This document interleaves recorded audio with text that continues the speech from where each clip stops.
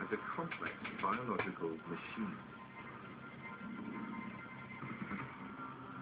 But he was certain the mind was different.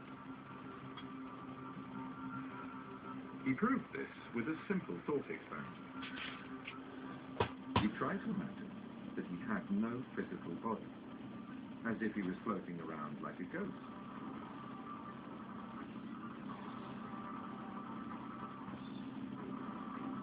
That was easy to do, even though it's a little strange.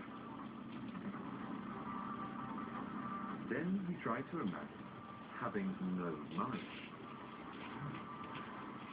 But he couldn't. After all, with no mind, how can you imagine anything? He summed it up rather neatly with the phrase, "I think, therefore I am."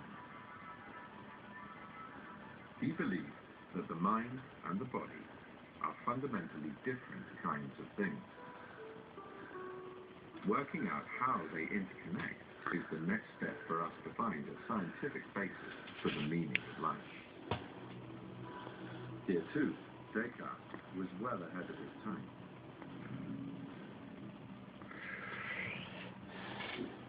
He suggested the mind was connected to the body at the pineal gland, a small lobe at the top of the spine.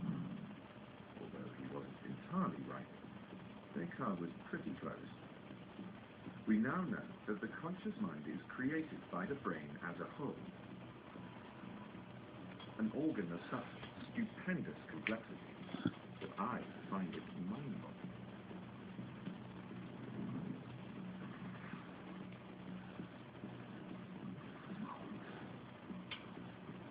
The human brain is far more intricate than you may realize, although you would not be able to realize anything if it weren't.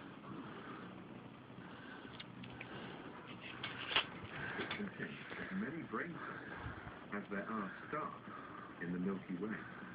100 billion, give or take a few. These cells are coupled together, creating more connections than there are galaxies in the known universe.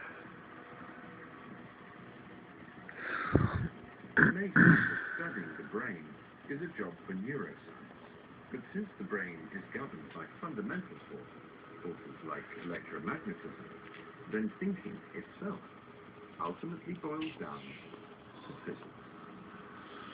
Vast, complex physics.